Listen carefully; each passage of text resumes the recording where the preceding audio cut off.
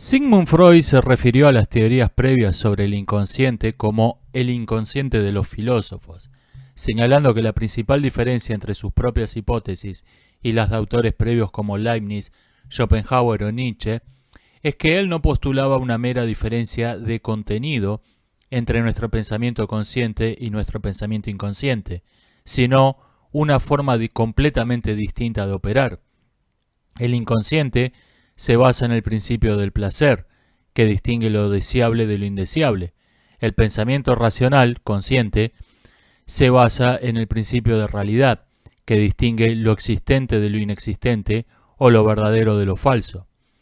Ahora bien, en mi opinión, esto es solo un perfeccionamiento con respecto a las ideas previas, pero no un cambio de paradigma. No constituye una revolución científica en el sentido de Kuhn. Freud no descubrió el inconsciente. Lo que hizo fue convertirlo en algo relevante, mientras que en autores previos como, digamos, Spinoza, el inconsciente es el telón del fondo sobre el que se representa la obra que se está narrando. Spinoza da por hecho, y si no, no tendría sentido escribir su libro, que el pensamiento consciente no es todo lo que existe, que estamos viendo la expresión visible de un pensamiento mayor, si no, no tendría sentido filosofar sobre el tema. Este cambio de interés que ocurre en la psicología a fines del siglo XIX es análogo al que ocurre en la astronomía a finales del siglo XVIII y cambio que se profundiza en el siglo XIX. Los astrónomos siempre habían conocido las llamadas estrellas fijas. Nunca las descubrió realmente nadie. Pero no les prestaban atención precisamente por eso, por ser fijas. Como eran fijas, no eran interesantes. Solo cuando los instrumentos de observación se volvieron tan finos que pudieron medir los movimientos de esos astros que parecen fijos a simple vista, empezaron a ser interesantes. Entonces, el telón de fondo pasó a ser el protagonista principal de la obra. Bien, de modo similar, el método analítico de Breuer y Freud convirtió a lo que era el telón de fondo de Spinoza en el núcleo de la obra, en la parte principal, en lo más interesante. Pero esto realmente no fue un cambio de paradigma. En mi opinión, en toda la historia de la psicología hay un solo auténtico cambio de paradigma. Ocurre con Descartes, o si se prefiere, si no se lo quiere asociar a un pensador específico, alrededor de principios del siglo XVII. El psicoanálisis es solo un refinamiento de este nuevo paradigma. Consiste esta revolución científica, este cambio de paradigma, en el paso de la teoría de los estereotipos sociales a la teoría del sujeto individual. Llamo teoría de los estereotipos sociales a la que considera al ser humano individual como un ejemplo cualquiera de su grupo demográfico, de su clase, de su sexo, de su edad, de su raza, etc. Se describe así la forma de pensar del esclavo y del aristócrata típicos, del hombre y de la mujer, del joven y del viejo, del bárbaro y del griego típicos, etcétera, etcétera. Y en esta teoría, si un individuo no se comportaba del modo previsto por la teoría, entonces no era un verdadero esclavo, no era un verdadero aristócrata, era una mujer masculina, etcétera, etcétera. Lo cual es, valga la pena decirlo, una gran falacia, ningún verdadero escocés. A partir del siglo XVII, racionalistas y empiristas por igual van a coincidir en considerar al sujeto como una hoja en blanco, una tabula rasa, que está determinado, sí, por ciertos instintos comunes a todos y cuya personalidad se va a ir formando en base a sus experiencias vitales individuales. Este es el completo cambio, este es el giro de 180 grados, el cambio de paradigma que va a heredar la escuela psicoanalítica de los filósofos de la mente de los 2 o 3 siglos anteriores. Esta nueva forma de estudiar la mente es contraria al sentido común y contradice prejuicios que a veces tienen rango obligatorio de ley. por lo que no es extraño que desde hace 4 siglos la teoría precientífica y pseudocientífica de los estereotipos sociales resurja una y otra vez con distintas máscaras y la verdadera psicología sea desplazada oficialmente o incluso prohibida oficialmente. Estas rebeliones regresivas son estériles y están condenadas al fracaso, pero de momento son una molestia. La condena al fracaso lo muestra el hecho de que los propagandistas de las psicologías falsas oficiales tienen que estudiar la verdadera de los mismos libros que queman en público para poder hacer su trabajo de modo eficiente. A mediados del siglo XIX, los hospitales mentales de Europa afrontaban una epidemia extraña. Mujeres jóvenes, mayormente de clase acomodada, eran internadas con trastornos mentales similares. Emociones amplificadas y un poco teatrales, violentos cambios de humor, convulsiones, alucinaciones y tendencia a enfermedades psicosomáticas. Los médicos las llamaban histéricas, sin darle realmente mucha precisión a este diagnóstico. El término deriva del griego histrión, mal actor que sobreactúa de un modo espantoso.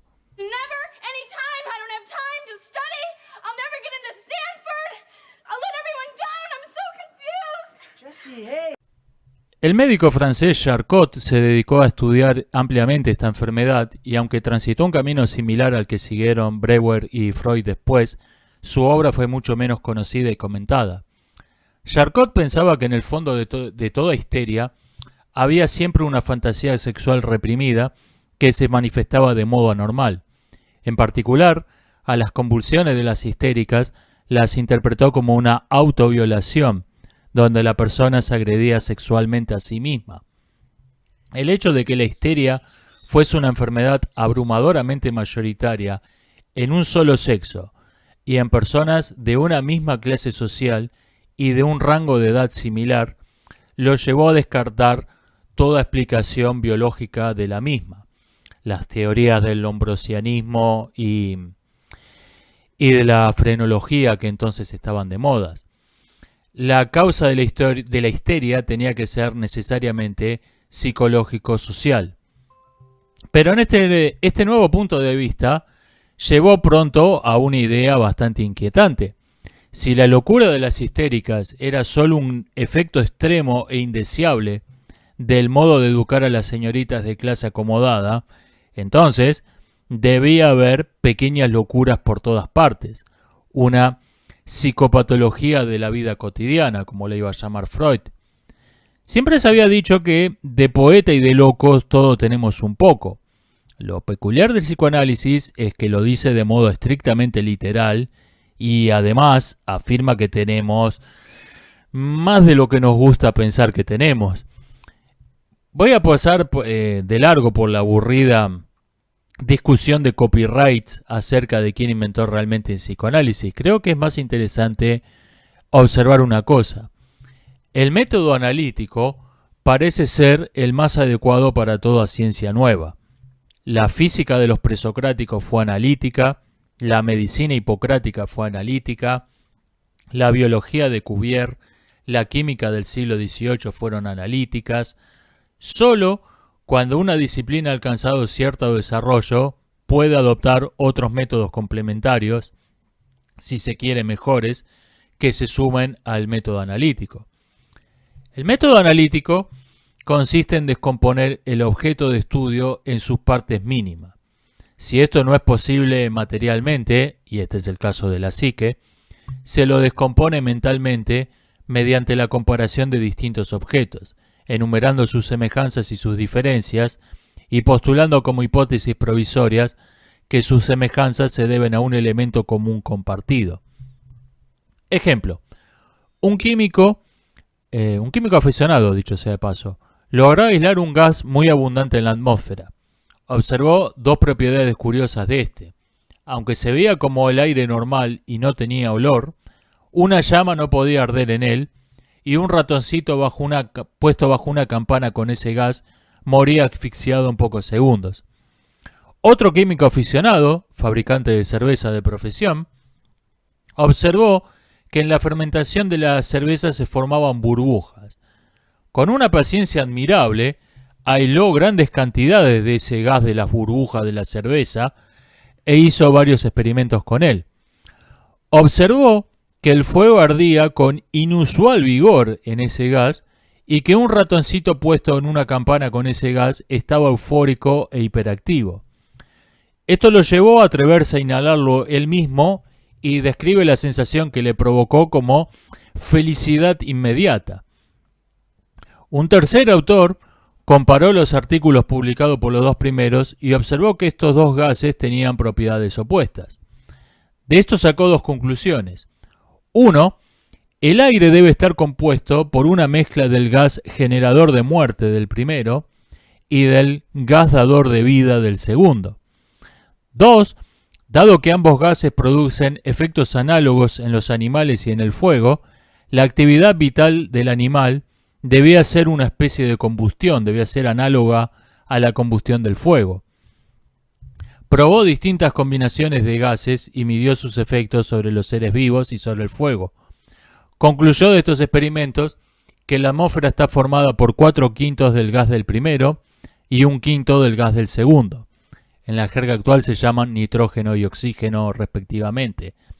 Ambas conjeturas resultaron ser correctas. Este es el método analítico. Bien, cuando este método se aplica al análisis de la psique, tenemos el psicoanálisis. Se conoce como teoría psicoanalítica al producto acumulado de estas investigaciones. El término me parece desafortunado por dos razones distintas. Uno, la teoría psicoanalítica es un conjunto bastante heterogéneo y polémico de hipótesis, cada una con sus partidarios y sus detractores. No tiene la armonía y la coherencia lógica que sugieren el término teoría. Nada más lejos del psicoanálisis que 5 axiomas indudables de los que se sigue todo lo demás por lógica. 2. El término confunde el método con los resultados de la investigación. No es lo mismo el método psicoanalítico que la teoría psicoanalítica. Schopenhauer, Krafft-Ebing, Charcot usaron el método analítico para el estudio de la mente antes que Breuer y Freud. Bergson en su De la risa y Burgo-Patrick en su Historia de las orgías usan el método analítico sin por esto suscribir las hipótesis freudianas. Bien, acá sin embargo me voy a centrar en la teoría psicoanalítica propiamente dicha.